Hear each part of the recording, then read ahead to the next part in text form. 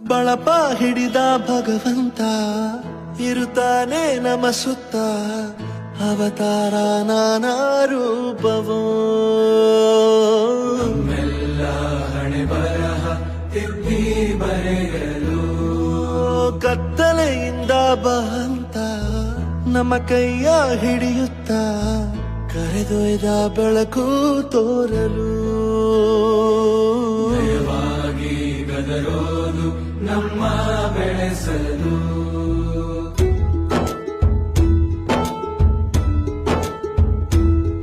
ಭಾಷೆ ಅಮೃತ ಕುಡಿಸೋ ತಾಯಾಗಿ ಭಾಷೆ ಅಮೃತ ಕುಡಿಸೋ ತಾಯಾಗಿ ಭವಿಷ್ಯ ಬರೆವಂತ ತಂದೆ ನೋವಾಗಿ